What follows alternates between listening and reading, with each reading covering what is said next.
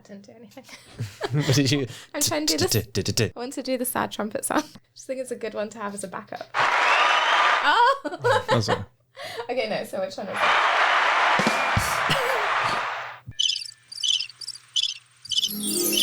No, motherfucker, which one is it? Okay, they don't have a sad trumpet noise. One of them was kind of sad trumpet. Oh. I just think it's good to have in your arsenal. In case someone says something you don't like. In case you need to razz somebody up. Yeah. Hello and welcome back to the city.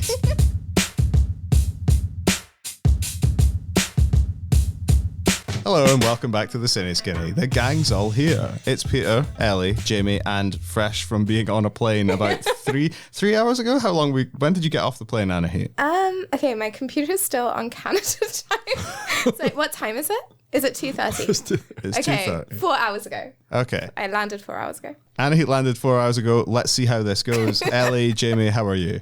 Good. Not bad. Good. I slept last night. I was not. All right. I was not in North America last night. I didn't sleep last night, but that's because my flat has 2 leaks and some mice, which is kind of like being on a plane, in that it's very distracting and distressing. Yeah, there were these 2 girls behind me that wouldn't shut the fuck up, and so I didn't sleep at all. Where are the mice? In the walls. Oh. I mean, it's better because they used to be in the flat, and now they're not anymore. They're in the walls. Because of the leak. Yeah. The leak. I'm not staying there. There must be something connected. standards. The flat has a lot of holes, okay? Sometimes water comes through, sometimes mice come through. It is wild that we all just live like this. Yeah. Anyway, welcome back to this film podcast. Things are going well, as you can hear. Most of today is going to be taken up with a preview of the Glasgow Film Festival. So we've gone and watched a bunch of films and we're going to talk about them shortly. But before we do that, I think we decided before we do that, we're going to talk very briefly about the Oscars, the Academy Awards, etc., as a little bit of dessert. But first, before you get into all the regular food of the... What am I talking about? I slept perfectly fine last night. What's your excuse? I have not been on any kind of transcontinental journey, and as far as I know, there's no animals living in my house. So... Also, why would you have with the dessert first? For a treat. Palate cleanser? We'll cut all this, so it doesn't really matter. It's like a sorbet. Cleanse the palate, get straight into we've had the chat about mice, palate cleanse with Oscar. Was that the appetizer? Straight into the... Yeah, after that was the amuse bouche. And straight into the meaty chat. Well, the meaty chat will follow. The Oscars, because they announced all the nominations a while ago. We didn't talk about them because we had other things to talk about. And then I think, when are the Oscars, Jamie? That's a good question to start with. Thing to research. They're not for a while. They're like March 10th. Yeah, so according to Oscars.org. That's why I thought it'd be quite good to talk about it, because I feel like when you watch it, footnote citation. It says here according to Oscars.org. Well, that's what I mean. So there's like a month to go. Like, I feel like if we talk about it too close, it's all like, it's kind of boring because like everybody knows what's going to happen. But I think there's still a few unanswered questions. Okay, Jamie, would you like to elucidate one or more of those unanswered questions in order to get this conversation off to a flying start? Well, I was just going to start with, I actually think it's quite a good lineup of films. Like, there's only a couple that I don't love, which would be Maestro and Barbie. But otherwise, I think that's a pretty good Best Picture list. Now, I have a question for you, Jamie. I've not seen Maestro, and I don't want to see it. And I don't want to see it. So can you tell me very briefly why it's not good? It's a film where Bradley Cooper really, really, really, really, really, really, really, really, really wants to win an Oscar. So he's made this film, and it's so cynical. It's all about how great his performance is, essentially, and how virtuosic he is as a director. It does have good things. I think the acting is pretty good in the film. You know, like Carey Mulligan, who's up for Best Actress, is really fantastic. But it's like a weird film because, like, it's about Lenny Bernstein. It's kind of like sanitized his life a little bit. It's like it's taken off all the kind of rough edges. It's more interesting than your average biopic, I'll give it that. But I think, to me, there's a lot of kind of like preening in it, and a lot of Bradley Cooper giving him like really fancy technical stuff to do as an actor to show off, essentially. But it didn't really move me in the way I'd hope a kind of film like this should. So I think the thing with Bradley Cooper is he makes really, really great films that last 27 minutes. And then the rest of the film is not good.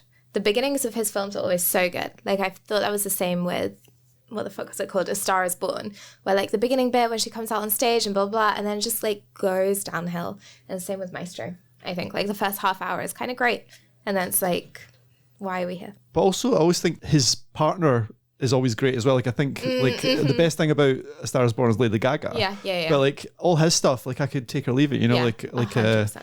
again, it's, you know, it's part of being an actor director. Like sometimes it's about like, you know, showcasing yourself and how great you are, but sometimes maybe you should cast someone else. Maybe, I don't know. So that's a film that we don't want to win. No. That's covered that off, all sorted.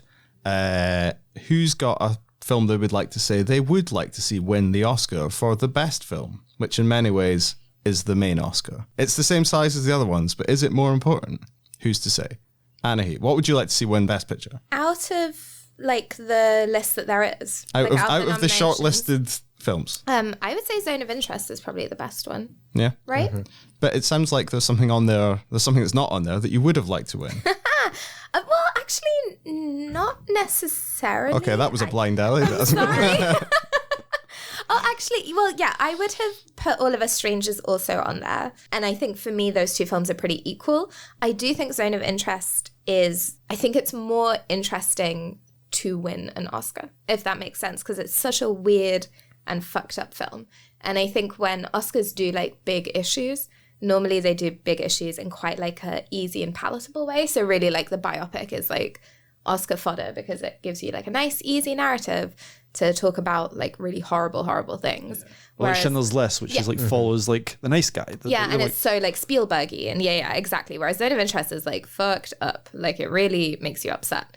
So even though I love All of Us Strangers and I think it should be a lot more represented in the nominations, I still think probably Zone of Interest it also feels just very representative of this year, if that makes sense. Kind of politically, the zeitgeist, the global fuckery. Like it really feels like a film of 2023. Like looking back, like that sense of just apocalypse makes a lot of sense. But I think at the moment the front runner is probably Oppenheimer.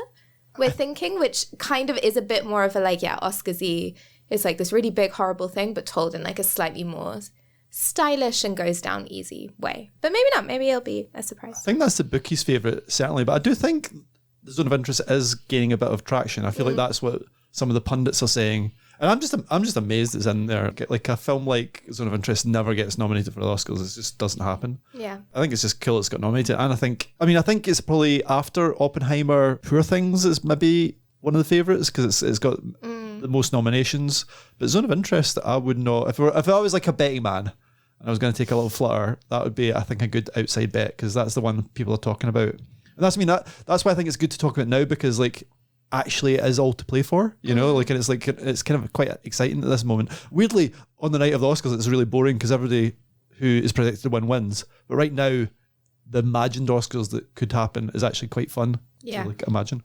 Yeah. I suppose by the time that the actual Oscars come around, everyone has already leaked who they voted for. So that's why it's easier to do the predictions. Well, it's because you have all the like Directors Guild and Producers Guild. And those are the people who vote for the Oscars. So pretty much if all the directors vote for Christopher Nolan to be Best Director, it's more than likely that they'll do it again for the Oscars. Yeah. So. Ellie, I believe you wanted to talk briefly about animated films. Films which often get overlooked on account of them being drawings and not pictures. I always do a little bit of animated corner. But this is fun for the Oscars because the second year in a row, Walt Disney Animation fucked it. So last year they had Strange World, which was like fine but forgettable. And this year they have Wish, which I didn't go see. Some of my more like technical minded animator friends went to go see and just said it's like completely hollow and like meaningless as a film. It's just really dull and empty. But in an unusual example of like Oscar justice, Nimona, which was originally being produced by 21st Century Fox's Blue Sky, which then got closed down when Disney acquired it, earned Netflix their Oscar nomination. So at least the Academy on some level seems to agree that like The Mouse has fumbled what was a good film. And over a decade ago, it was Disney that closed their 2D animation studio and swore off any future hand-drawn projects. And The Boy and the Heron is not only nominated for Best Animated Feature, but also it's really, really popular. Like people really, really are engaging with it. So it would be great for either of these films to win. I think there's every chance that they will, but I think it's probably going to go to Across the Spider-Verse. Like that's the most impressive looking. Like I maintain my stance that the film's story is a little bit weakened by the fact that it's just sort of like teeing up for a third film. like from a technical standpoint, they're doing the most stuff. They've animated like 12 different movies, and they're having all those 12 movies fly around and chat to each other. So I think that's probably putting it well deserved into the best animated feature. The classic X to the Z exhibit trick of your dog, we heard you like animated films. So we put an animated film inside your animated film so you can watch it while you watch it. But don't also take into account, like, the Oscar voters are a very sentimental bunch, and this is Miyazaki's last film. I think he has won an Oscar before, but I think, you know, they love to give like people in the last kind of end of their career an award. And the fact it's just doing so well, like, I think there's quite a good chance that could be an upset as well. Yeah, it definitely has like the backing of audiences, sort of very like nerdy audiences, but also very casual audiences are enjoying it. So it really depends on like what you're looking at it from. Like, for example, Nimona, I think, has quite a cool jazzy animation style, and it's a very sweet queer story, but I just don't think that it's going to win Best Picture because, I don't know, like, it's way less like visually complex than both Spider-Verse and Boy and the Heron. And Elemental, which is Pixar's one, was really, really forgettable in virtually every aspect. So, but it's just a nice little bit of like anti-international megacorp film production company that, you know, well, I mean, I suppose it's Sony and Netflix are still... I was going to say, shouts out to the small up-and-coming independent film studio, Sony Pictures International, once again. But any loss for Disney is a win for us. That is very true. It is always funny to watch them eat it. Yeah. So there we go. So that was a brief foray into the Oscars, which, as discussed, are on the 10th of March. So look out for those. If you know any Oscar voters, please do influence them in the direction indicated by this podcast. Is there anything you really want to... Actually, I was going to say, is there anything you really want to win at the Oscars? I really hope May December wins Best Screenplay, because that film should have been nominated more. It's really great. It's my favourite film of last year. Yeah, I agree. Yeah, actually, I was trying to think, like, why is this Best Actor in a Supporting Role nomination so flat? And it's because Charles Melton is in it. He should have been in it. I think that Poor Things deserves makeup and hairstyling. I think that's up. Like, again, I've not seen Maestro. Is there much makeup and hairstyling? Oh, it's all makeup. It's all on Bradley Cooper, though. It's like remotely equitable. Bradley Cooper like min-maxed the makeup budget on Maestro and just put all of his points into Bradley Cooper. But what, to the extent that Willem Dafoe has like a Frankenstein face in Poor Things? You haven't seen Maestro either. I haven't seen Maestro. Okay, it's time to talk about the Glasgow Film Festival, which returns on the 28th of February, I believe, and then runs into mid-March. So we're going to talk about 4 films from the programme shortly. But first of all, GFF vibe check. Jamie, as our resident vibes expert, the vibes ambassador, quelle est le vibes de le Festival de Film Glasgow? Oui. A+. Vibes are pretty good. It's quite exciting because it's the 20th edition, so they've pulled out all the stops in some respects.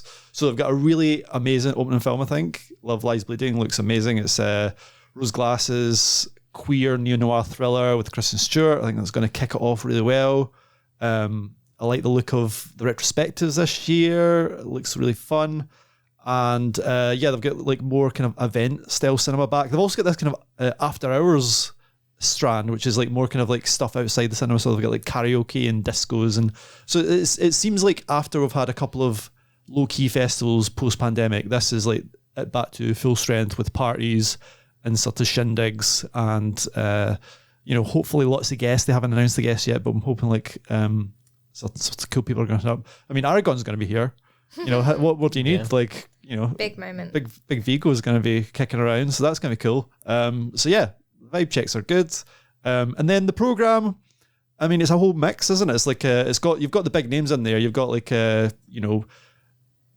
kind of art house favorites like Alice Warshaker, Nuri Bil Salon, the kind of Turkish filmmaker, the new Ava DuVernay films in there, Quentin Dupieux, sort of quite big names in art house cinema. But then I guess GFT also concentrates on kind of more kind of up and coming talent. So that's kind of where you're going to find the gems. So I think the fun thing is like every year there's like a couple of films that totally break out. So like last year, for example, How to Blow Up a Pipeline, I think was one of the big kind of talking films. So like I like to go along and find out what the big film is that kind of breaks out and the audiences are really excited for. So I'm sure it's going to be a kind of smaller film. Maybe one we're going to talk about. Well, that's a very handy passover to what we're going to talk about, which is some smaller films from the program. So Jamie, you just spoke for a bit, so I won't come straight back to you. I'm also going to cut this bit, so it's not weird that I'm just being like, Jamie, it's time for you to take a little break. Wait, hang on.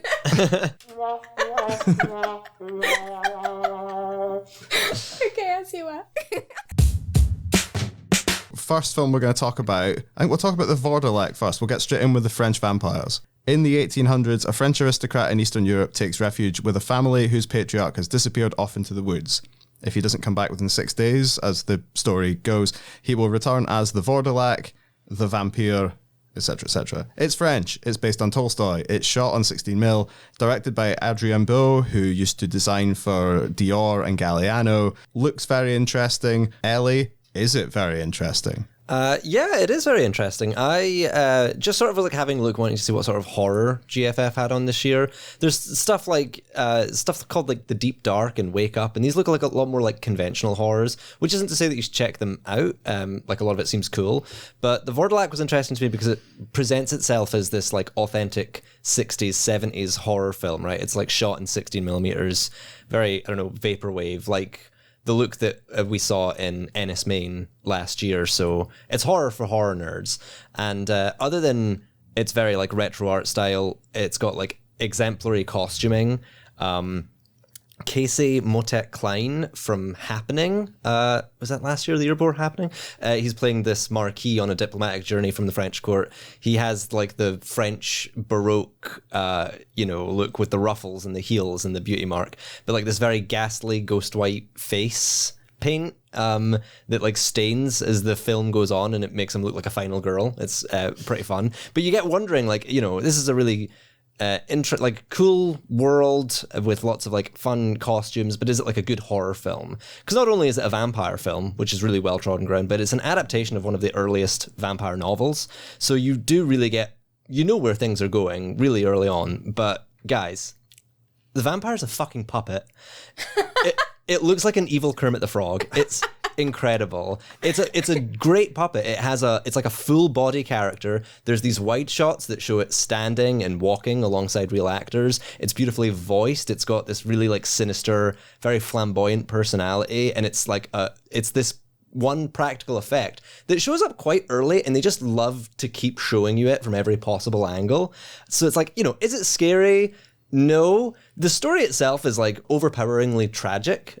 We talked about the different social allegories that vampires represent in our Renfield episode, and here vampirism represents the sort of like the self-destruction of the whole paterfamilias traditional family unit, where the children of the vampires are themselves individuals, and like they certainly offer lots of different takes on gender and masculinity, but then they all get converted into the same sort of like mindless thrall, the same mirror image of their father. So there's no like really gripping scares, but in keeping with the film's fetish for practical effects, there are loads of fun gross out scenes.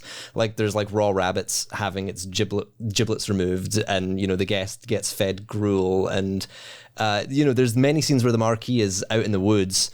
And it's not like, a typical sort of ghostly whisper or a distant shriek that he hears, but it's just sort of this strange squelching sound, which I have no idea what it's meant to be. In the words of Cardi B, macaroni in a pot, perhaps. Is it the Swedish chef? I was trying to think of a good joke. I keep hearing these weird noises coming from the woods, like, I was trying to think of like the Count joke, because that is a puppet that is a vampire, but it's not as funny as Kermit. Evil Kermit is way funnier. Have you seen that one video of the Count where it beeps out? Yes. When he says Count, and it sounds like he's saying, I like to fuck. It's by Lemon Demon. He's like, I like to beep the cobwebs on the wall. It's so good. Which, I mean, again, this is the sort of film that has like a really gripping atmosphere, but it is a fucking puppet. And they like do seem to really enjoy just like, I don't know, working in this really like fun, visible, gross space. It's a story that we know well. What is it they always say about horror? Which is that like horror is this anticipation, the build up to the thing that scares you. And there's not a huge amount of build up because we just know the story so well. You know exactly where it's going to go. But then once they've got that vampire in pretty early, like he just sort of dances around the screen for the rest of the film and is very enjoyable. Horror is when you can't see the puppet that's making your macaroni. Terror is when you finally see the puppet making your macaroni. And satire is when the macaroni starts making puppets. Who else watched this one? Vourdalak, was it you? Yeah, I watched this one. I picked it purely because it was 90 minutes long, and I had to watch it in various airports. To begin with, I was like a little bored by it. It's like a little slow, a little, like, it is beautiful from the off, and it has this very like almost Barry Lyndon-y aesthetic. It's like very cool. Like you have this like, what the fuck is that? Like the harpsichord, like that plinky plonky thing that they have in like Marie Antoinette. And so the vibes are great, but he's like, yeah, this aristocrat has come, and he's like, he was talking to this woman. I was like, geez, what is going on? There's like this very long scene. But then the fucking puppet shows up, and I was so on board. It's really like Ray Harryhausen vibes. It's so cool. You just they don't make films like that anymore. It was like really exciting. I think that kind of also the idea of this vampire, like the whole idea of the Vourdalak, right, is that it's a vampire that exclusively preys on like relatives and like loved ones and stuff, and so that adds like this extra little like fucked up dimension. There's this very, very weird sex scene that I did watch in the office next to the new intern about an hour ago. I was just like, why are they having sex so slowly? Why won't this speed up? But yeah, the more I watched it, the more on board I was, and I really do think for me the puppet was the turning point, because it is just so. Like, anyway, you have this, like, very 16 mil, very kind of DIY-y aesthetic.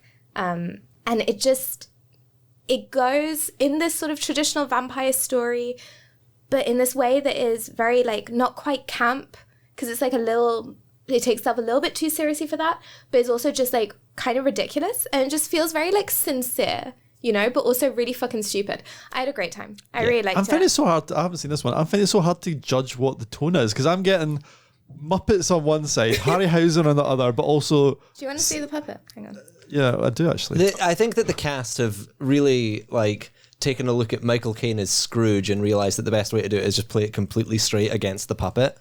Yeah. Yeah. They've realised that this is the season for being jolly and jolly.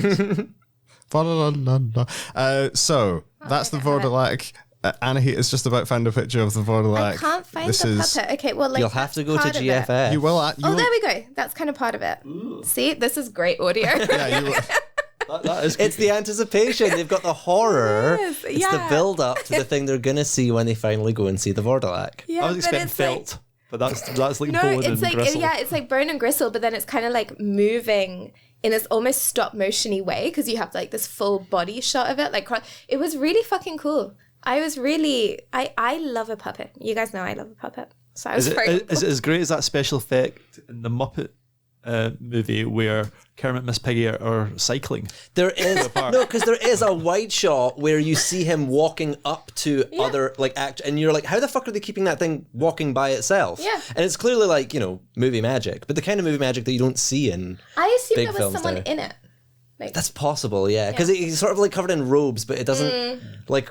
It's really clever. They've like had a lot of fun working out how to kind of depict this moving vampiric puppet thing. And because it's so uncanny and weird against this like 16 mil 60s horror film, like, I don't know, it just looks like it's a film with its own like real vibe. Yeah, I would really I really picked this because it was short, but I would really recommend like watching it. It's just so fucking cool.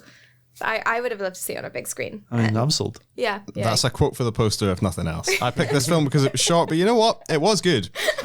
So that is, if any of that has swayed you, the Vourdalak is on the 3rd of March, the Sunday, 3rd of March at 8:45, and then on Monday the 4th at 3:30, both at the Cineworld on Renfrew Street.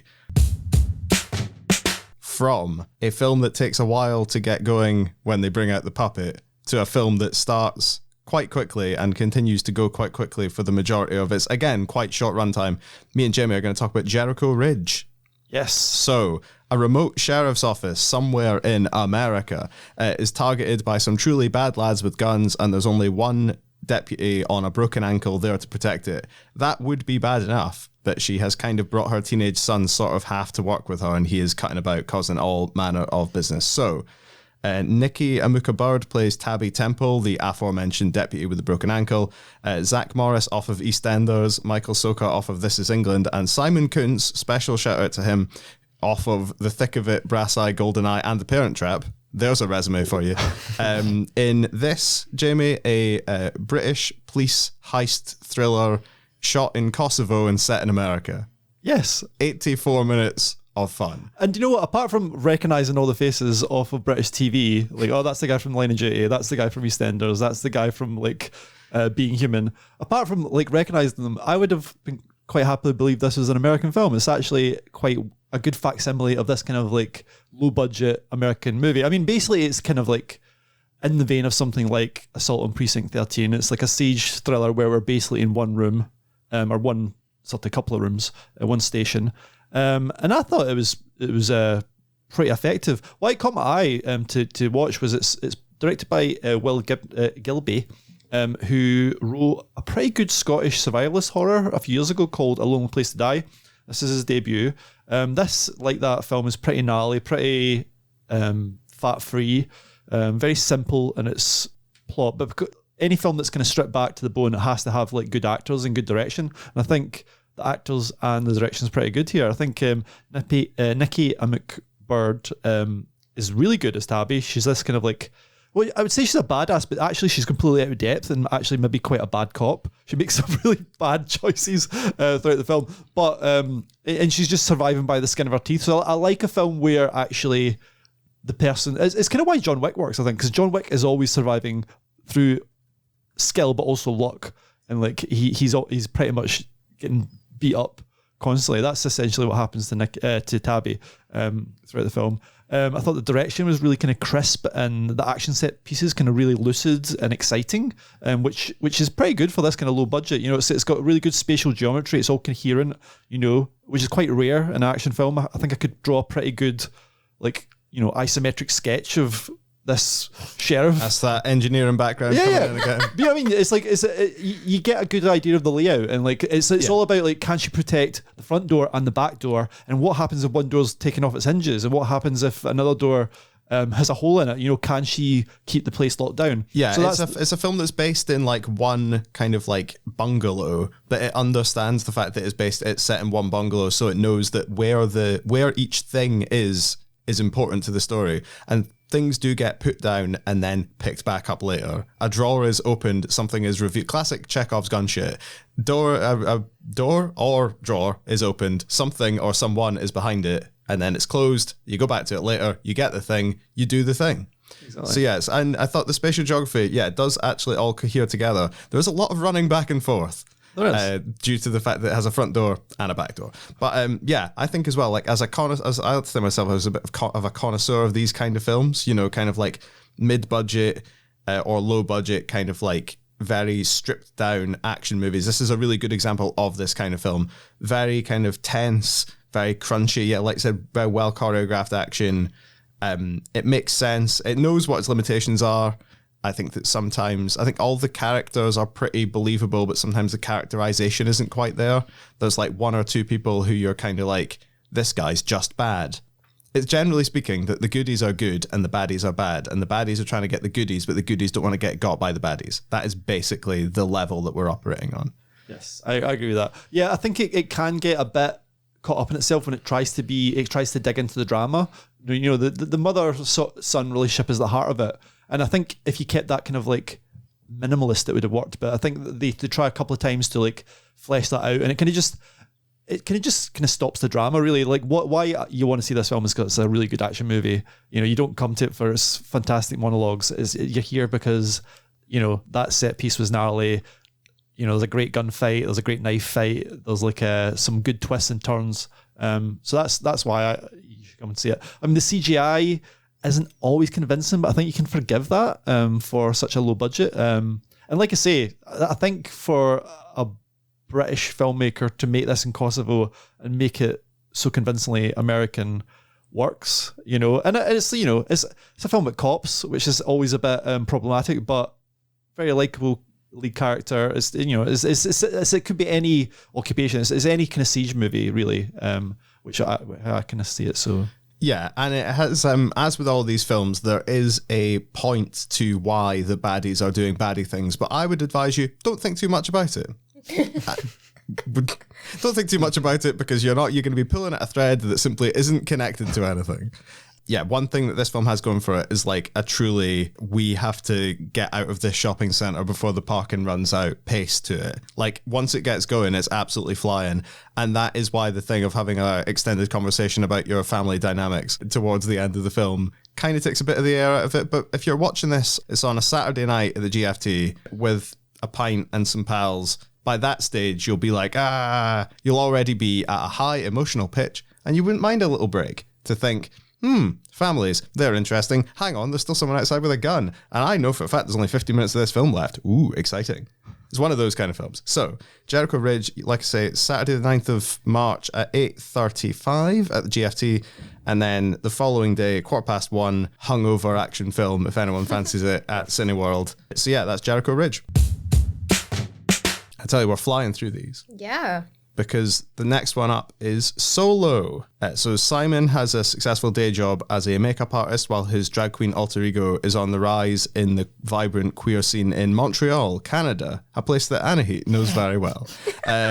Simon it's like I'm Jamie being like, I went to New York.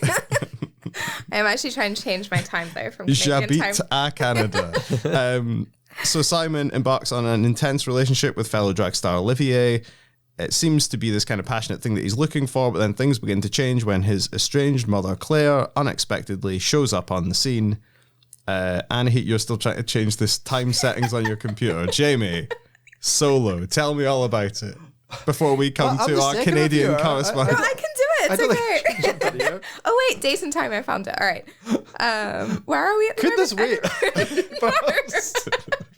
I can't. Okay, Solo. Yes. What did you just say? I said nothing yet. Okay. All right. Great.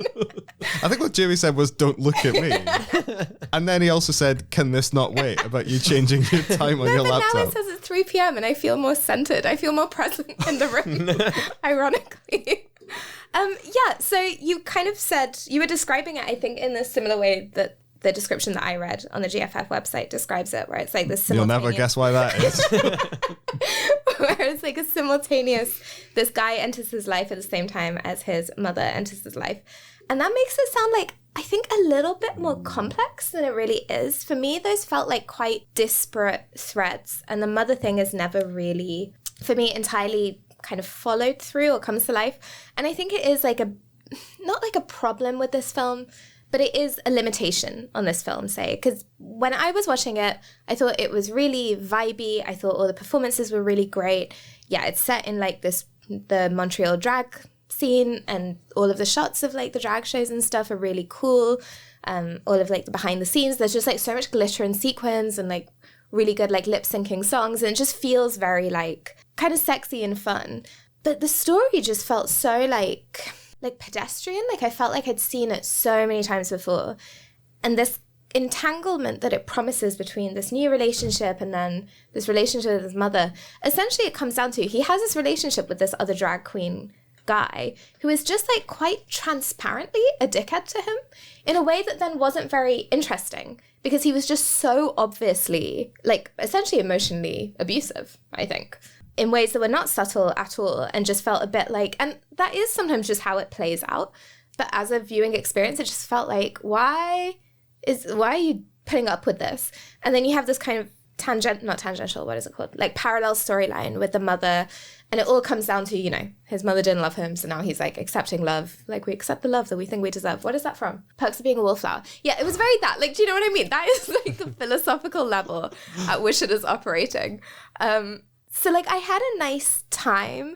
It is very vibey. The performances are really great. It feels a little bit like Poundland Xavier Dolan, like a little bit, which, like, you know, is not a bad thing. I was surprised at how much, because I think it won Best Canadian Film at TIFF. Oh, did it? Yeah, like, I think it did really, really well at TIFF. And I don't know what other Canadian films showed at TIFF, so maybe it was the best one. But, so I really don't know. But I just was a bit like, I enjoyed it. I think it's worth watching, but it just didn't do, the storyline was a bit simplistic, And the way that it was filmed, I think what makes Xavier Dolan really interesting is he is just like fucking balls to the wall. Like the way that he uses aspect ratio, he is the most extra filmmaker in the world.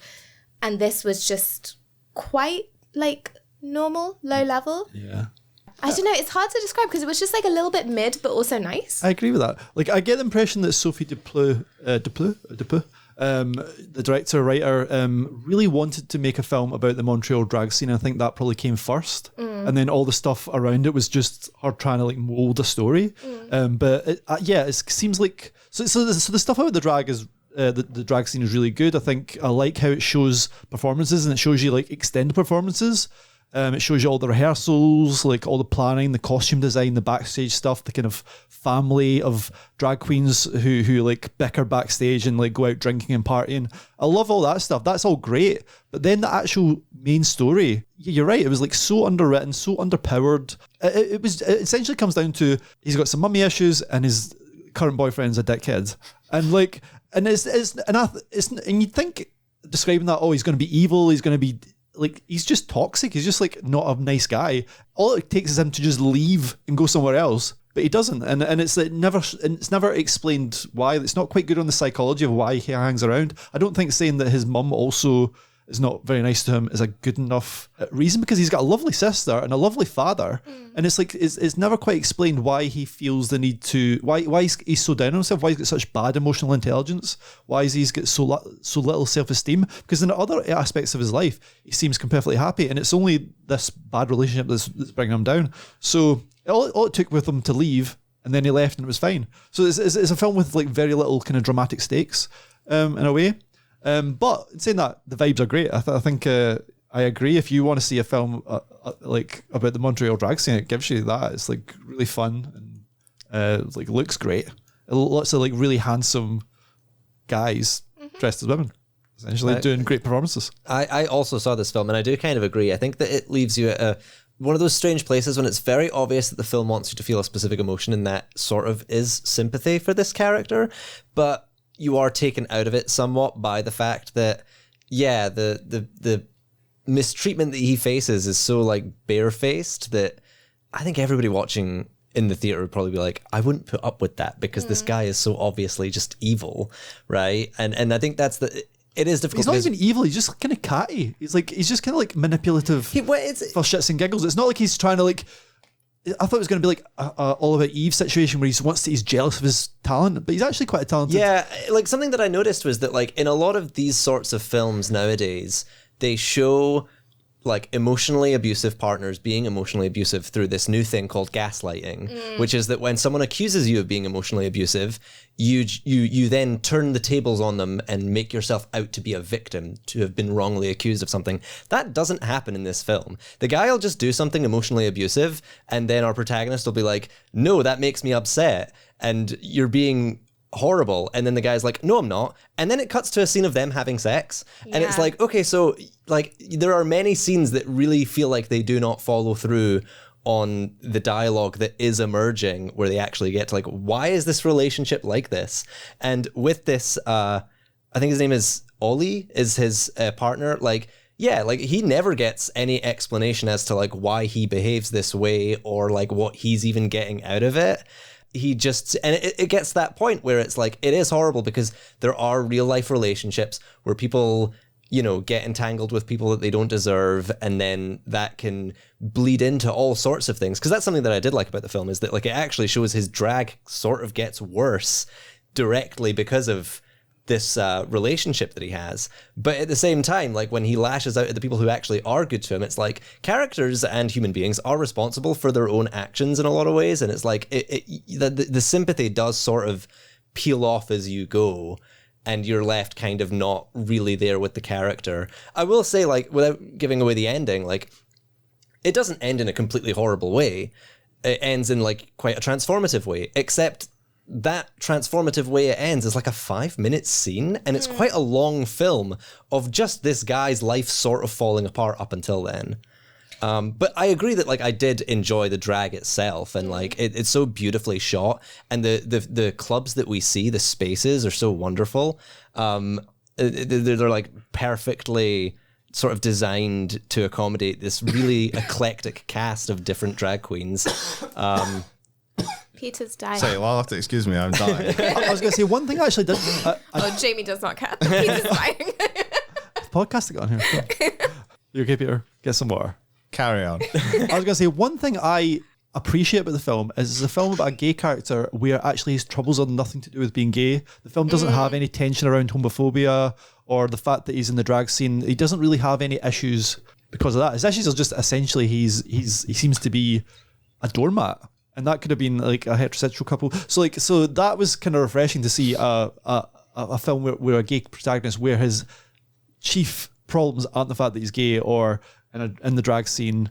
It's it comes down to like mummy issues, or like not choosing the right partner, which you could say about a lot of people. So that I think was quite an interesting choice. The bits where like his family are watching him and they're just like really supportive, and there's like no questions asked. They're just in the crowd. And they're supportive. It was really lovely, actually. Yeah. And I agree. A lot of films, I think, maybe would have gone a bit more of it like, oh, the dad especially is like really uncomfortable with it. And he just doesn't give a fuck. He's like, yeah, good for you. Yeah, the dad's really nice. One thing I was saying while I watched it, there's a big sort of climactic scene where he goes to see his mum at the end. And I'm saying, why didn't you just go and see your dad? Your dad is really nice. Yeah. Like, why are you hanging out with your mum who's like, just like selfish? Like, I don't know. It's just like, sometimes it's just a character you want to give a shake and that would fix it. I think that like Theodore Pellerin, who plays the main character, is like fantastic and like brings out this really like lively, sweet side to him, and that's where the sympathy, when it does comes from. But you just saying that now has reminded me, there's an incredibly brief scene that explains he does have a day job as like a makeup artist for a photographer, which they never really return to or never becomes relevant. Which is so funny to think that, well, are you okay, Peter? Is it just every time I start talking? Carry on. But we need a cough button on the... It's just... Now it's... Hang on. Cough again. Ellie, start talking and then he'll cough. Okay, I'll start talking then. It's really funny to think of him having this day job where he's just going through this horrible, life-changing, dramatic arc, and at the same time he has to like clock in every morning at 9 a.m, and we just never see that. And I didn't cough again.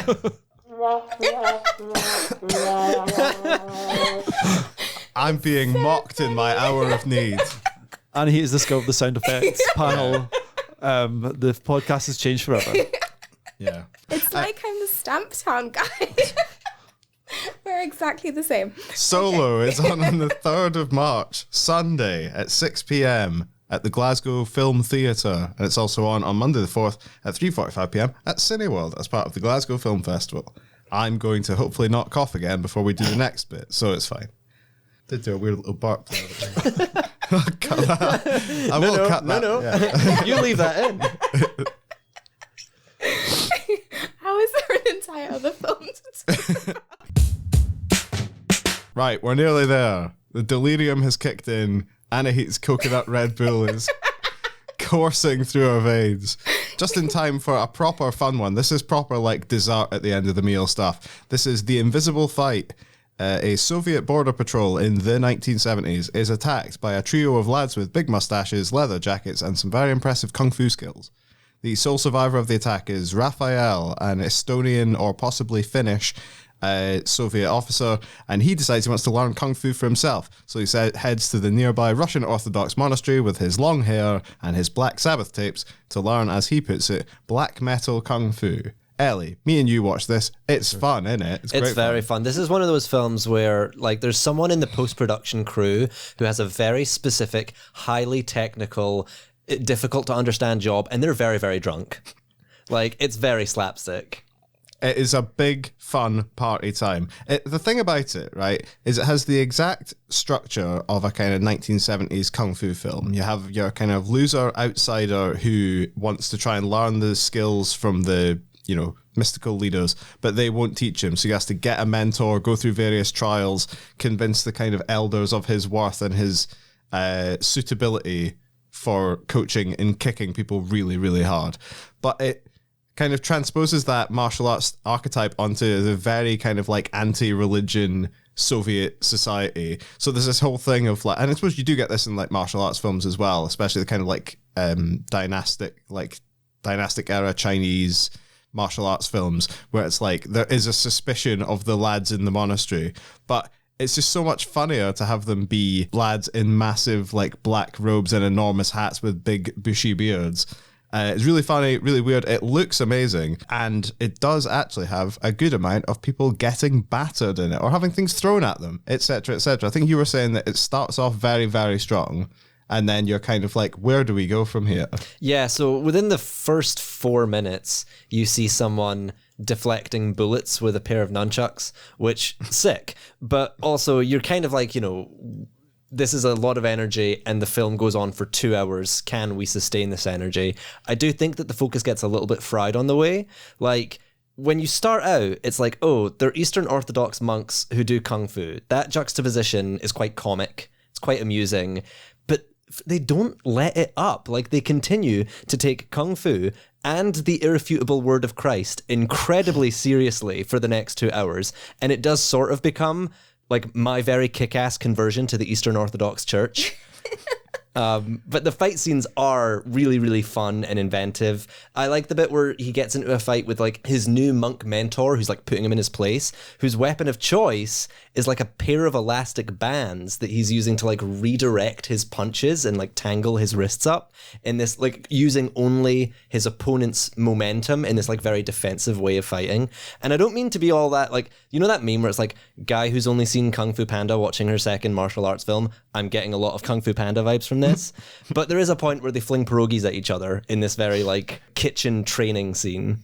It hits a lot of those beats. Reminds me a bit visually of like a kind of Kaurismäki film or something. The way that it has a lot of Soviet fashion and technology and stuff. The thing about it is it does go on a little bit and it is a little bit ponderous at times, but it is also really good fun. The lead guy, whose name I've completely forgotten, is like a really charismatic but dumb as a post kind of guy. And crucially, soundtrack. This is a fun one for watching it with pals. Take a drink every time you hear The Wizard by Black Sabbath and you'll be absolutely paralytic within about half an hour. You've never heard so many needle drops of the same song in one film. It's incredible. To the point where I was getting annoyed at first and then I cycled right the way back through to the other side and I was like, I want to hear the same 20 seconds that they obviously paid to license of this song over and over again. Yeah. I mean, that's the case. It's maybe that like Black Sabbath is a very like high commodity in licensing songs, and they got that one. But I do agree. Like on the most serious note, I think one of the things that I love most about this film is that I've not seen many portrayals of the Soviet Union where it's like full of color. Like everyone's in these very vibrant like reds and oranges and these like funky flares and pattern shirts. And I guess it's to kind of like draw your focus to the outsider, this one guy in a black leather jacket who only listens to Black Sabbath and then goes to live with a bunch of monks in robes. But it's like, nobody's dour or smoking a cigarette in front of some like gigantic concrete building. Like it shows the USSR as a place where like, I don't know, people are just having a lot of fun getting on with their lives and like, having a good time. And you'll have a good time too if you go and see this film. It is a very kind of inventive, daft, intriguing, sweet film. It's a bit like a big puppy that is just running around in a leather jacket. It's remind me a lot of like Kung Fu Hustle and Shaolin Soccer and films like that. So there's a bit where like they're taking, it's not even a fight scene, where they're like taking a tour of the monastery and they do it fast forwarded with all these goofy sound effects as they like trip over each other and try and take pictures of all the temples. And it's like, it's a little Nickelodeon, but like very like full on, very realized, very rich. And a lot of fun watching. So that is The Invisible Fight. It is annoyingly on Wednesday the 6th at 6 p.m. and Thursday the 7th at 3 p.m. both at Cineworld. So, I mean, you can't really have a kind of like night out with the lads at 6 o'clock on a Wednesday afternoon. More's the pity, but if you can get the evening off, then go for it. Afternoon out with the boys. Yeah. It's good because it's through in Glasgow, so you can get the train back at 8 and you'll be, Exactly. This does only apply if you live in Edinburgh. Yeah. That's the kind of relatable advice we're giving. Or anywhere where there's a train. that's Goes to around your an home. hour away. Yeah. Okay, so those are the main ones we wanted to highlight. We're also just going to pick out a few extra ones in case none of those have taken your fancy, or in case you really want to fill your time at GFF with those films. Anahit, you've only put one on the list, but you put it in all caps, so I'll let you go first. La Chimera, which is I think Jamie mentioned it, Alice Rohrwacher one with Josh O'Connor, that had the really fucking cool poster that was like a kind of tarot card of the hangman that was like really fucking cool. I love that poster. But yeah, it came out in Cannes last year, and it just hasn't had a release date for ages and ages, and this is its first like UK showing. It's described as like a grave robbing comedy. Yeah. Like a bit magic realist. Yeah, which but sounds it's meant to amazing. be like really like beautiful. I think Shanlin watched it and they were like, it's now my favorite film ever. Same thing. Like it's meant to be like so good. So I'm really excited for that. And then, do you want me to say another one? I mean, if you've just got that one, you seem pretty convinced by that. Yeah, that one. It was in all caps and everything. Yeah. Just go see it twice. Yeah.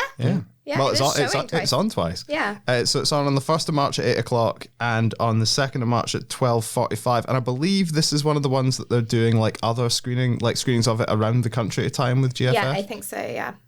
So look out for those at your local independent cinema, provided that one isn't in Glasgow, because that is kind of busy with a film festival this one.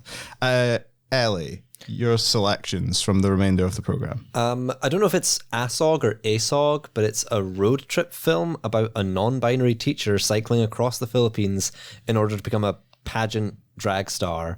And it shows real-life survivors of Typhoon Yolanda who are playing fictionalized versions of themselves, telling their stories through these weird little folklore vignettes.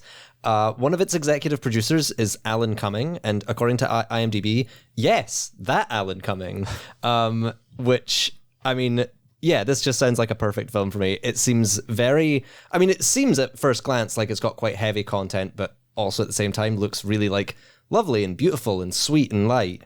But on the other side of that coin, something that's a lot more intense looking, but at the same time very gripping, very riveting, is We Have Never Been Modern, which is a Czech period drama set in this isolated community where the discovery of the body of an intersex infant causes some sort of like huge dramatic mystery for this expecting couple who are running the town. Yeah, it just looks nuts. And it apparently also has these animated segments, which, as I was saying earlier, is always something that I'm interested in. Excellent. So ASOG is on the 29th of February and the 1st of March at Cineworld, and We Have Never Been Modern is on the 4th and 5th at the GFT. Jamie, what have you got for me? Well, if you remember last year, there was a retrospective at the GFF on Lee Grant, and all it showed like loads of her documentaries from the 80s. So this year, they've uncovered her, I think, only narrative feature. It's called Tell Me a Riddle. It got kind of restored, and I think it played at the New York Film Festival last. Is it Tell Me a Riddle? What did I say? Well, it says Tell Me a Ribble. That's my speech impediment. How dare you? Well, ribble me this. Riddle. The Ribbler. Sorry, carry on.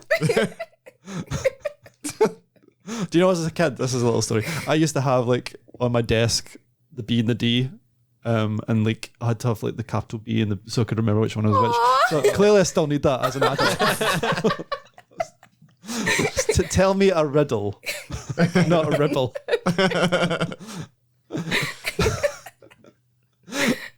Anyway, Lee Grant, she's great. This is her debut as a narrative filmmaker. It's about an elderly couple. One of them is dying, has terminal cancer, and they kind of go on a road trip together across America. It's meant to be really beautiful. Yeah, I really liked her documentaries, so I really want to see her narrative stuff. And it's always good to catch some of the retro stuff at GFF. And then for a newer thing that I'm really looking out for is The Beast, which is Bertrand Bonello's new film. Bonello, a real kind of like favourite on the art house kind of circuit. But his films actually weirdly don't get big releases here. Like I think I missed Zombie Child when it came out. I think it went straight to movie maybe. And then Nocturama didn't get a big release. So hopefully this one gets a bigger release. It's got a really good cast. Lee Seydoux and George Mackay. And it's like like a kind of sci-fi. I think it's like it's set over kind of like 4 or 5 time periods, but they're playing the same characters or characters from different time periods. So it's got a kind of like Cloud Atlas vibe, I think, is the kind of and I don't know if it's cut together or if it's different sections, but yeah, it looks really big for him, like a bigger kind of canvas, really kind of like really ambitious, and like I say, great cast, and always an interesting, quite provocative filmmaker who kind of makes challenging movies and makes them with a lot of style as well. So I'm looking forward to that one. Nice. So Tell Me a Riddle is on the 2nd of March at the CCA, and The Beast is on the 7th and the 8th at the GFT. I just wanted to highlight Only the River Flows, which is a kind of Chinese art house neo-noir, 16mm, really good visuals, trailer just full of unconnected images of guys going through reeds with a scythe, cut to a soldier posing in front of nothing, cut to a film screen that appears to be melting. Based on a book by Yu Hua, who is, I hear, kind of like avant-garde Chinese novelist. Should be good fun. 4th and 5th of March at Cineworld. And finally, Jamie mentioned the After Hours stuff before. One of the things that GFF have this year is the Glasgow Film Festival quiz. So if you want to step to us, come and get beat by the team behind the Cineskinny podcast, that is on at the Glee Club, which is where they're having a lot of their after hours stuff like discos and parties and kind of a festival sort of like social place. So the Glee Club on the 5th of March, I think it's at 7 o'clock. I don't think you need tickets. And the Glee Club's massive, so if they manage to fill it with film nerds to all answer multiple choice questions about Lee Grant films, then we're in with a shout, I think. I think a big competitive field will be good for us. That's where we'll thrive. Yeah, we won't get we won't get against others. We won't get psyched out by other people. If it's us and 2 other teams, then I think we would worry too much. But as you can see, I don't think. To be fair, I think we've won every quiz we've ever entered as the Skinny. Not to be big-headed, but we have. That's not true. Yeah, we have. But we've definitely lost like the code-based quiz. Well, we got the brown trophy.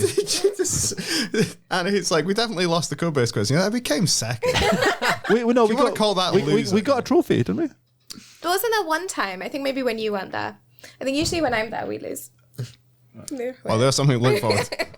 Okay, and I think that with the delirium fully setting in and my throat potentially not lasting the rest of the hour, it might be time to go. Oh, we're not doing the star ratings. Oh, yes, we do have to do our star ratings. Oh, no. Okay, really quickly. Right, let's do our star ratings really, really quickly. Thankfully, there's only 2 people to horn in on each of these. We have a letterboxed. It's the Cineskinny on Letterboxd. That's where you can find all our reviews on Letterboxd. We'll go to the Vourdalak first. Anahit out of 5. How many? 4. 4. And Ellie? Also 4. 4. That's quick maths. That's 4. I did put it into my calculator. 4 plus 4 divided by 2. Oh, that's 4. Jamie, Jericho Ridge. What do you think? Oh, like a high 3. So 3.5. I'll give it 4. I'll be generous. Give it a 4. Give it 4. Well, I'll give it a 3. So then it'll come out as a 3.5. Do you just want to check that on the calculator? Yeah, all right. And it says 5.5. Solo. 3 of you. This could be a disaster. Jamie, out of 5. Solo. 3. 3. 3.5. 3.5. Also 3. And also 3. Okay, which is 3.16 recurring, so 3. So 3. And Ellie, Invisible Fight, Black Metal Kung Fu. 4. Yeah, 4. Give it a 4. Same as the Vourdalak. Yeah, for all that money they spent on licensing that Black Sabbath song, they deserve a 4-star. You stick that on your poster, and that is it from the Cineskinny. So thank you, Ellie. Thank you. Thank you, Anahit. Thank you. Thank you, Jamie. Just here. We will be back in a couple of weeks. Go and enjoy the Glasgow Film Festival. And yeah, we will see you. Well, we won't see you. That's not how the podcast Oh, no, we works. might. At the quiz. quiz. Oh, yeah. See you at the quiz. Bye, everybody. Bye. What a fiasco.